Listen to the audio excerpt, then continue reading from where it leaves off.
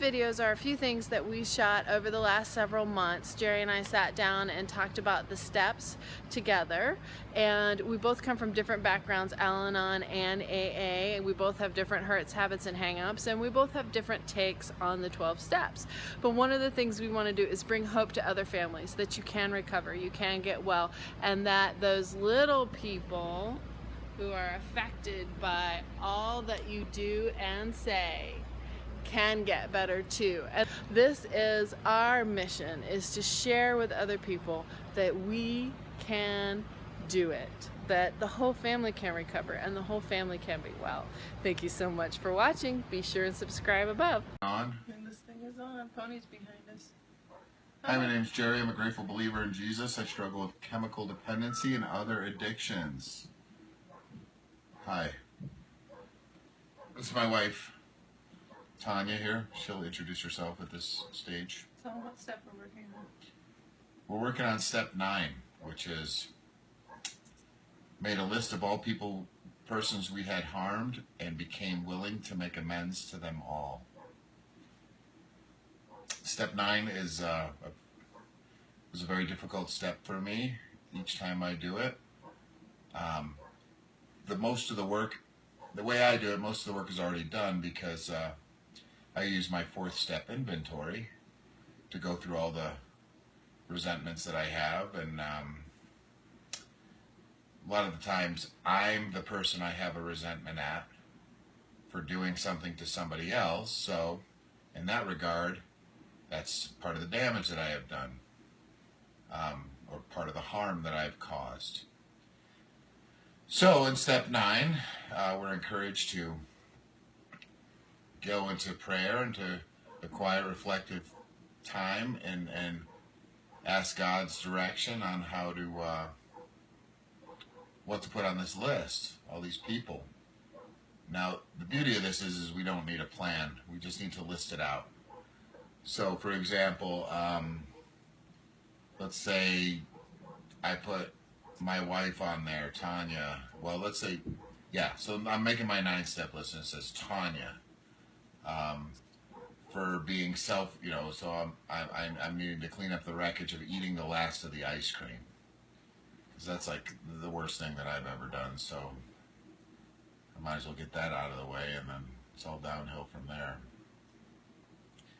You're a tough audience, Tanya. Hard to get around. You're not. Well, step 9 being made a list of all persons we had harmed and became willing to make amends to them all. Again, we're in a list stage, so I'm not making amends. I can see we have a viewer, so pay attention. Sweet. I'm not fixing anything. I'm merely making a list, and the goal here is to get it all out, to get all of these things out and down on paper. And yeah, that's really the whole gist of this step. Yes, I ask for direction from the Holy Spirit. I try and make time to do it, maybe schedule a time to sit down and start writing. But this step, you're actually going to the people. No. This is step 9. Oh, we're on step 9. Yes. Sorry. Made direct amends whenever possible, except when to do so would injure them or others. So that's step 9. I apologize. I was reading step 8. Can we roll back to 7 o'clock and start over? Live. Go. 7. Okay, so we're on step 9, which is made direct amends whenever possible, except when to do so would injure them or others. Sorry about being on step 8 a second ago. So I have my list. I have it completed. This step to me is one of the most powerful and rewarding steps through the whole program. We do need a book because you have to read the 9-step promises. Well, get one. I don't know if I have a big book handy. So anyway, I have my list. I have these people that I've harmed, and now I'm supposed to go out into the world. Look in the camera. You got 7 viewers. And make amends. What's an amend? Well, it's an apology, obviously, not by my understanding. My sponsor, the first time through this, was very clear that in his understanding, an amends is not an apology. An amends is an effort to make it right, to try and amend it, to try and repair it. It's not always possible, but there has to be an attempt in order for there to be true spiritual healing. So, an amends to me looks something like this. Hey, Tanya, as you know, or may not know, I'm on this quest to be a better person, to be more like my Creator, to be more like His Son Jesus, and part of the process that I'm doing involves me going out and meeting with people that I've harmed and trying to make an amend, trying to fix the thing that I had done wrong, or my part in this issue. So I appreciate your time. I appreciate you meeting with me. I'm really, really, really sorry that I ate the last of that ice cream, and I know you wanted some of it. So is there anything that I could do to make this right? That's what an amend looks like to me. And then Tanya would say, all right, I'll be Tanya. No, Jerry, you can just die. Okay? And then so here I am. Okay, well, I'm trying to make amends, and she's telling me that the only way I can make amends is that I could die. So I obviously can't do that right now. I'd probably take that one back to my sponsor and say, yeah, I went to see Tanya, and she was pretty upset about the ice cream thing, and she said that I could just die. Now, if my sponsee came to me and said that, I would probably say something like, well, obviously you can't just die, but you will someday, so you'll be able to fulfill that request at some point. But ultimately, if that's what it's going to take, then you're not going to be able to fulfill that request. So you can rest assured that you've cleaned up your side of the street on this matter, and you can move forward and just go about the rest of your amends here that you need to make. In my experience, my first time through the 9th step, virtually everybody I approached said to me, just by coming to me, you have made it right. Kind of go and be well. I had one person, and I thought this was very honorable and noble of them. They said, I don't know what you're talking about. And we darn well both knew what I was talking about. But this gentleman said, I'm not sure what you're talking about. And I thought about it for a minute, and I said, well, if you ever do remember, and there's something that I can do to make it better, I would like to try and do that. And I thought it was a very beneficial experience. But yeah, so I remember when I went to my best friend, he said, he said to me, you can stay sober. That's how you can make it up to me. So again, what I got, I had a lot of anxiety about it, and I will when I go to do it this next time as well, because needless to say, I've put on some more baggage since the last time I've done this, and I'll be making some more amends. But the people that I've had to address have been very, very noble. I've heard some pretty bad stories, but I haven't run into any of them myself, thank goodness. But maybe those are the things. So the reason I brought up you can just die, one of the stories that I heard once was a gentleman going to make an amends to his ex-wife, and she said, yeah, you want to make it better? You can die. And, he took that back to his sponsor, and kind of that's why I went through that scenario. Because obviously there are some amends you can't fulfill, because except when to do so would injure them or others, this becomes the real dynamic of step 9. Make direct amends whenever possible, except when to do so would injure them or others.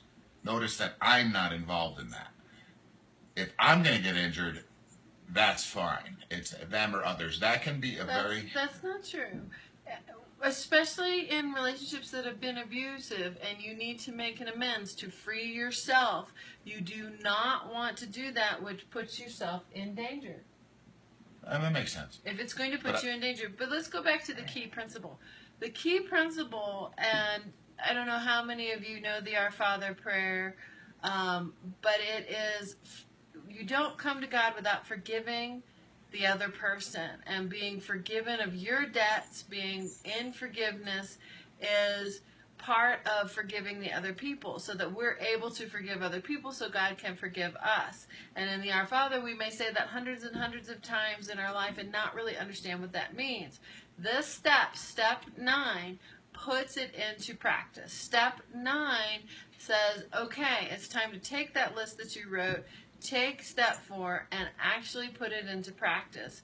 And when it talks about, for me, when it talks about that to harm others, if you making an amends to that person will disrupt their lives, disrupt their family life, make a lot of trouble in their life, then it is not time to do that yet. God will find the perfect timing for that. But what we're working on is this principle, and I was listening to somebody talk about this earlier, across all major religions is compassion, love, and forgiveness. And this piece of forgiveness is key in the New Testament doctrine, and key to what Christ came to bring for us is this piece of forgiveness. And so this is a very practical way to do it, and we can do it in multiple different ways. Sometimes it is calling up a person. Sometimes it's waiting for that person to be brought into your sphere. There are hundreds of stories where those people just kind of show up. You haven't seen them in 10 years, and they just kind of show up. Sometimes this is actual restitution. You've stolen, you've borrowed, you've use things that weren't yours, and you need to go back and make restitution. Sometimes it isn't, and sometimes there is no way to make it right. Sometimes it's just beyond any worldly capacity to do that. And then there are times where to do it would get you into legal trouble. That's a choice that you have to work out with your sponsor, with your group, with yourself, with your conscience, and often people will go pay the price for whatever that legal trouble is so they can be mentally and emotionally free and not be carrying that baggage around. The other piece that goes with this is there are often people in our lives that we need to make amends to, and we have no idea where they are, or they've passed away. So how do you do that? How do you do that when they've passed away? Well, there's, the writing of a letter. It can be a very good way to do it. That I've heard of that being done with good success. I would think that in a deep moment of prayer you could do it, but ultimately there are there's other situations too. You may not know where somebody is. You may have no ability to track them down. They might as well be dead. And you're in the same situation. I've heard of situations where there's been legal barriers that have kept one person from communicating with another person. And one in particular there, the sponsor directed this gentleman to write a letter to the judge and to send it to the judge. And he said, look, if you want to send this off to that person, that's fine. If you don't think it's right, then that's fine too. But I'm doing this for me and so that I can be well. So I'm going to wash my hands of the matter, kind of, and on my side of the road is clean. So it's in your hands, Your Honor. Yeah. And Jerry touched on it a little bit. The forgiveness, you are asking for their forgiveness. You are often making restitution or trying to make it right, whatever that would take. So say I, as an employee, stole time from you. I was off having 2.5-hour lunches and was not giving my best. Well, maybe I come in and work for you for a day or two to kind of clean that up a little bit. Maybe that works, or I don't know, maybe there's a payback in there. There's a very interesting, The War Room is a movie that's out right now, and the male actor in The War Room takes the sample drugs. He's a what do you call them? He's a drug rep. And so he takes the sample drugs and he's keeping a private little box for himself. He not only returns that box, but he pays back what he has stolen, what he has given away or stolen in that process. He was kind of doing it as a little security hedge fund, but he pays all of that back. And they could have sent him to jail. So The War Room, fantastic movie, and really explains this concept of going and making an amends because it is necessary for your own conscience. The other piece that's in there is we don't know how the other person is going to react, and that's where the sponsor comes in. It is crucial in step 4 and step 9 to have a sponsor. Truly, it's crucial to have a sponsor the whole time. What I did with my sponsor is I had her read either the letters or read the notes that I was going to use when I spoke with that person about the amends, had her give me feedback, because guess what? Again, even though this is about you, it isn't trying to get yours back. It isn't trying to get revenge. It isn't trying to say, but you did X, Y, and Z, that's why I did this. It is saying, I was unfaithful in my work. I didn't show up on time. I didn't do what I needed to do. I need you to know that, and how can I make that right? So it is not about, well, if you had been there on time and provided me with what I needed or given me the right tools or been a nicer person, then I would have acted differently. That's not the way you do an amends. An amends is totally about you and your actions, which is sometimes very hard for us to separate. We often want to force this on the other person and say, if you had done X, Y, and Z. So back to, we don't know how they're going to react. They could be very angry. They could also not respond at all. You may not be able to get in touch with them. They may not be willing to sit and listen. They could get up and walk out. They could end up on their phone when they're supposed to be doing something else. I'm looking up something that's going to be important later. So their reaction, that's where your sponsor can be really good at helping you prep, is their reaction may be totally different than what you expect. Mine have been graceful for the most part. People reacting to me, not my amends, they were often sloppy, but people reacting to me have been graceful, and it has been a real cathartic release. But we've heard the stories of people really All right, so I want to be getting clear. ugly. We're camping this weekend, so I have time to hear your, if you want to do your 9th step for me, I'm ready. I do it every day. That's a 10th step, but I do we'll it get to that every day. later. We'll get to that later. There's a way to keep this moving so your list is So short. I want to touch on something which I think is very important, at least in my experience, and that is this dynamic of accept when to do so would injure them or others. This is one of the most unique situations in 12-step recovery where I am horrible at discerning whether or not this is something that is going to injure them or others. There are times where it's going to injure the person that I'm going to do it with, for, quote unquote, do it for, make an amends to. But realistically, this isn't about them and me fixing the damage that I've caused in their life. This is about me getting absolution from my guilt, and I make things worse. There's been times where I want to make an amends because somebody's upset with me, but ultimately I'm not in the wrong. I've done nothing wrong. But I want to just make an amends to hopefully patch things up, and then we can all be friends again.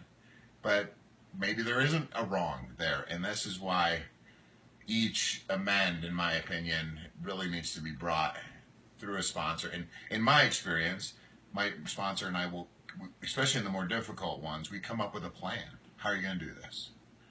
You're going to make a phone call? What are you going to say? You're going to text them? You're going to say, you want to meet me?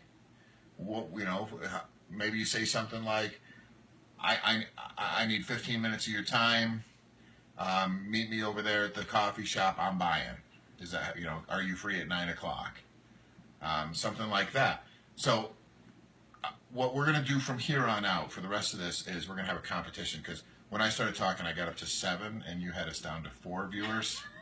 So, so go me.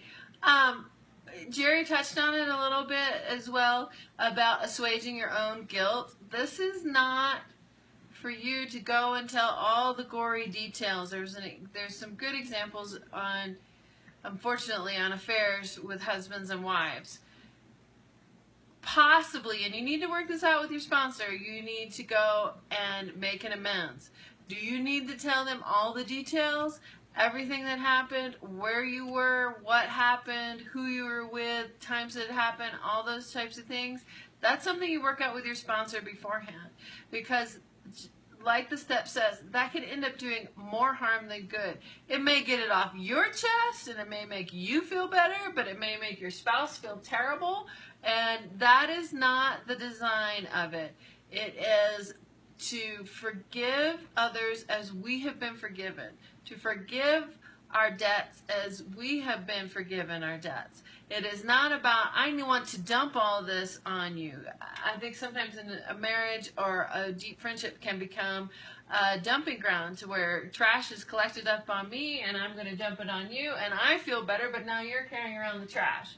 That's where, as Christians, we go to God by journaling, by prayer, by other ways. Or you tap the sponsor or accountability partner and you share those intimate details with somebody that it is not going to damage them. Now, the other piece with that is, as always with the sponsor, you need to make sure this is somebody who is in program, who is actively working their program, and who does abide by keeping the anonymity, who is not going to go tell the whole community. I'm up to 8. I win.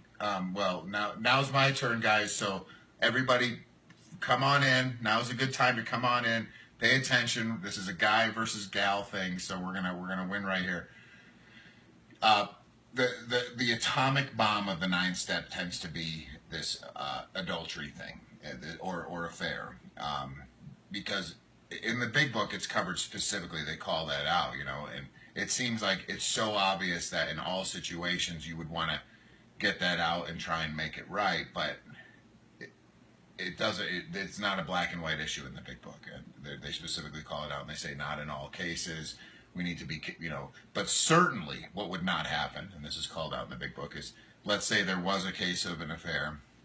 The person who was gonna, Tanya, I had an affair last summer. It was my fault. I shouldn't have done it. But I'm certainly not going to tell you who it was with, because now there's definitely damage to other people, or possibly, except when to do so could damage them or others, right? Or their family or their marriage. That's for them to do. I'm not there to work their program and to call them out for being involved in an adulterous act. There was cases I've heard of where a rape was committed and the person got away with it, and then later on wanted to make an amends, but now he's got a wife, a kid, and by doing this, there's no statute of limitations on rape or murder, so if he did it, he could go to jail, and then is there going to be harm to others? I would say undoubtedly. In this particular situation that I'm talking about, he went, served, however many years, and maybe his wife and children were better off for it. I don't know. Maybe they were worse. I don't know. But this is a thing that there are no real cookie cutter answers to these situations, which is why it's so important to take it on a case-by-case basis with somebody who's not emotionally involved in this situation. I see a lot of people who are new to the program be like, well, I want my husband to be my sponsor. I want my wife to be my sponsor. That is the worst possible thing you could do. You got to have somebody who's emotionally distant from the situation, who can separate themselves, who can look at this impartially and see all of the picture, the whole picture, and not take sides. So I got us all the way up to 3. So when you're doing the amends, this is not a cold call. You have worked your 4th step, you've done your 5th step, you've done your 6th, 7th, and 8th step. So this is not like you haven't been emotionally dealing with this for a while. And especially if you are calling somebody you haven't seen in a long time or run into somebody you haven't seen in a long time, ask permission to speak into their lives. Ask for it doesn't have to be a non-public place, but some place where you can't be overheard. Sometimes for safety reasons or for personal reasons, you need to be in a public place. And this isn't really something you discuss with your spouse before you do it, unless you know that would harm your spouse. And so that's, again, a gray area where you need to talk to your sponsor and say, hey, I'm looking at doing a forgiveness with my ex-husband.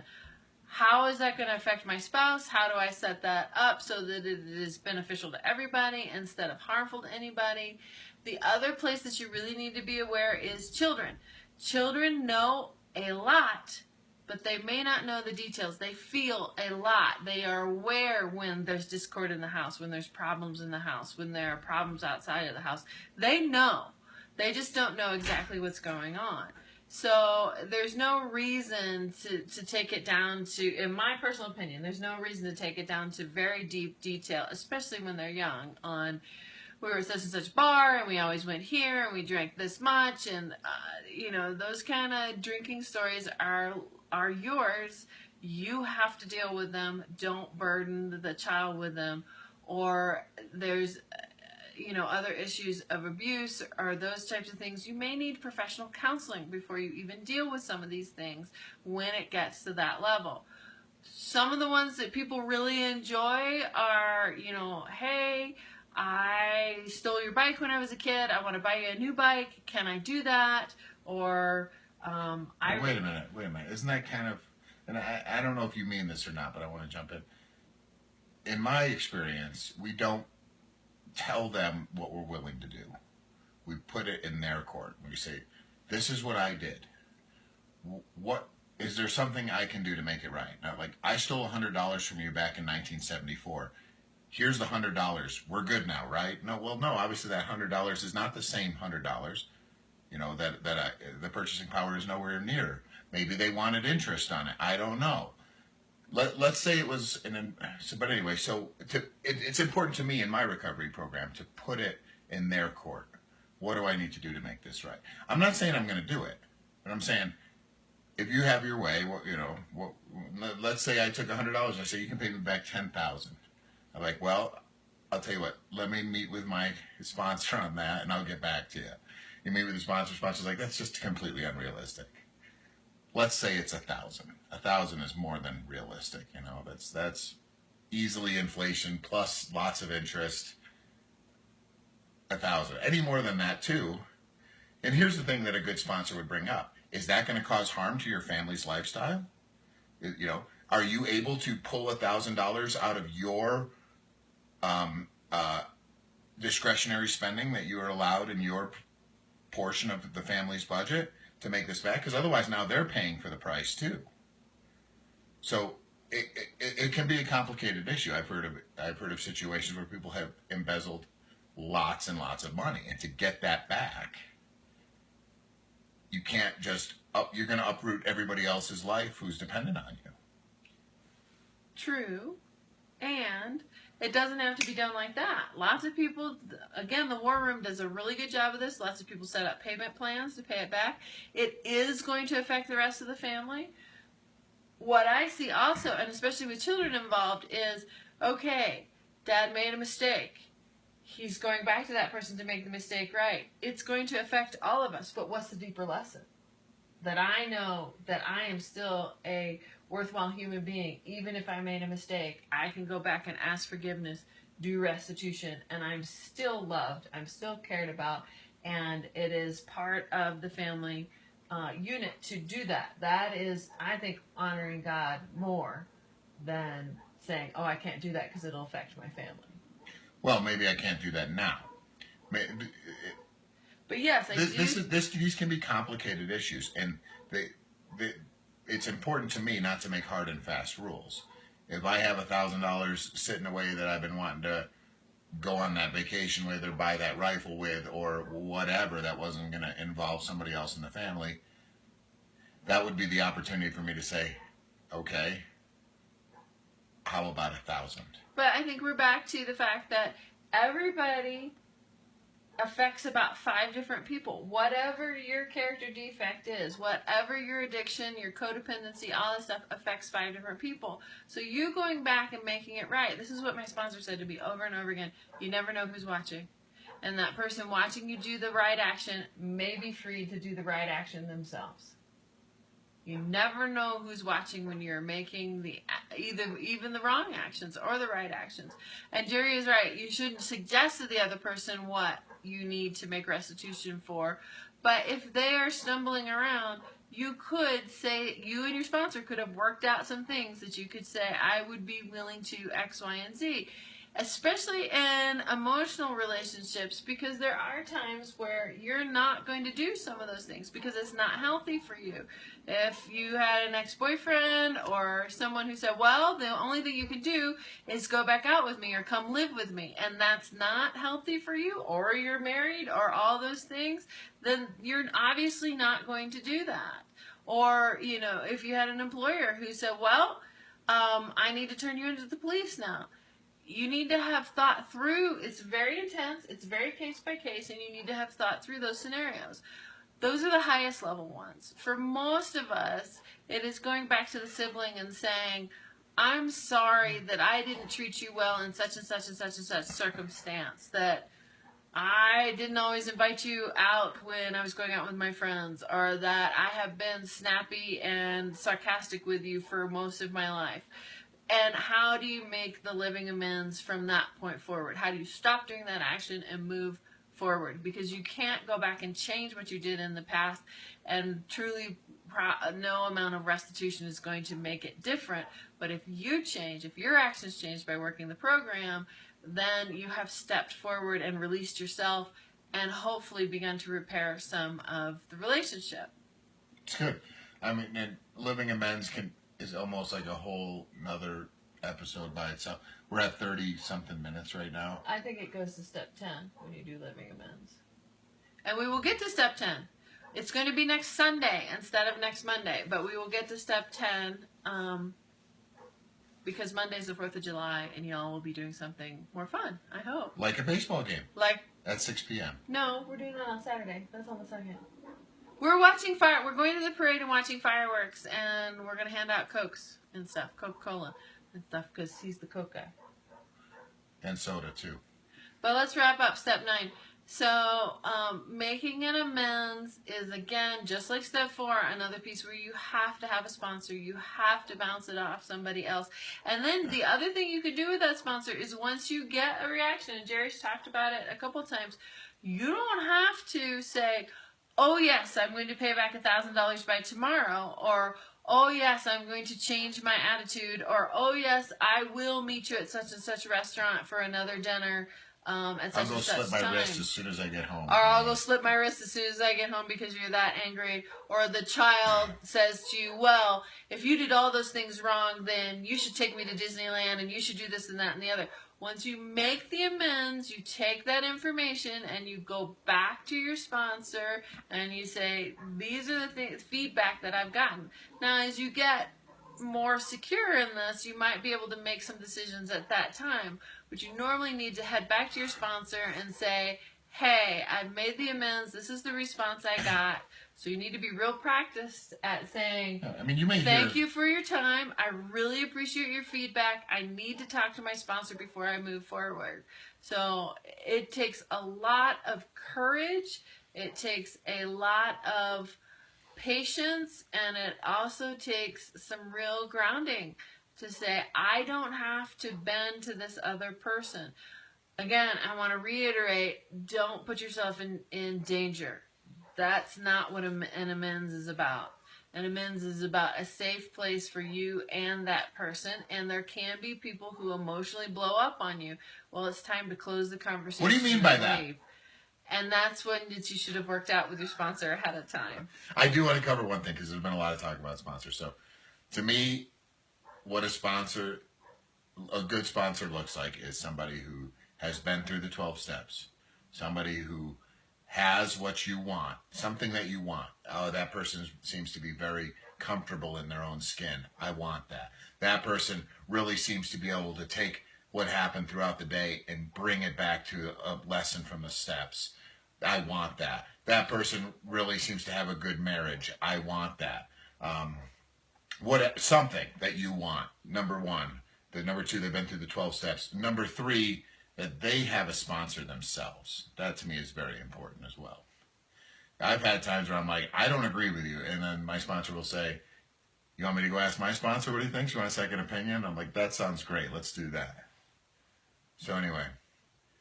Well, and the other thing we didn't talk about were the 12 promises that come with. What about 9-step promises? All right, read the 9-step promises. Okay, so in the big books of Alcoholics Anonymous, on page 82, I think, there's what we call the 9th step promises. And these are promises which are promised to people in recovery who have completed roughly half of their 9th step. And it goes like this. If we are painstaking about this phase of our development, we will be amazed before we are halfway through. We are going to know a new freedom and a new happiness. We will not regret the past, nor wish to shut the door on it. We will comprehend the word serenity, and we will know peace. No matter how far down the scale we have gone, we will see how our experience can benefit others. That feeling of uselessness and self-pity will disappear. We will lose interest in selfish things and gain interest in our fellows. Self-seeking will slip away. Our whole attitude and outlook upon life will change. Fear of people and of economic insecurity will leave us. We will intuitively know how to handle situations which used to baffle us. We will suddenly realize that God is doing for us what we could not do for ourselves. Are these extravagant promises? No. No, he said, we think not. We think not. I'm not saying the right thing. They are being fulfilled among us, sometimes quickly and sometimes slowly, but they will always materialize. Now you gotta, if we work for them. That's what you If said. we work for them. Yeah, if we work for them. I love that. You know, in early recovery, I asked that those get read at virtually every meeting that I attended. Those are the 12 promises. You break them out. It's called the 9th step promises. But they're all the 12 promises. In the big book, it comes in when they're describing the 9th step. Right. Those are still there. And that's why he says, if we are painstaking about this phase of our development, he's talking about the 9th step. When we look at our Christian background, we have been forgiven much, and there is nothing so heinous that God cannot forgive it if you are asked for forgiveness. And in modeling Christ, that's what we need to be doing, is forgiving. That doesn't mean... My storage keeps coming on. That doesn't mean we condone the behavior. That doesn't mean we say the behavior was right. But we release ourselves from the anger, the self-pity, the grief, all the things that go with that by offering forgiveness to the other person. And I think one of the best stories is the one from the Amish when they had the shooter come in and they were ready. They had practiced. They were ready to forgive, and they sought out his family. They sought him out and practiced forgiveness for their own sake as much as for his. And those are some of the most startling stories. And we've talked a lot more about the mechanics than the freedom that comes after it, but that's a huge key, and those promises are part of it, because most people say, well, why would you do that? I mean, why not just spit on that person every time you see him?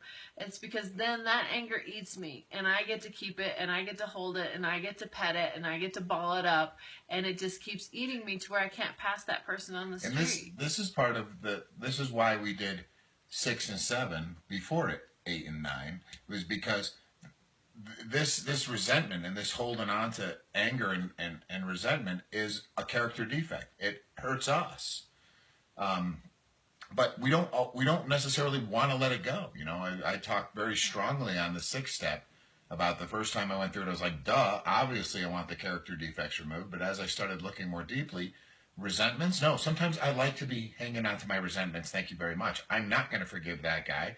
He was a jerk. And but it doesn't do me any good, and it's a defect. So yeah, that's why we go 6, 7. You know, that's one of the other cliches in the program is these steps are in order for a reason. Absolutely.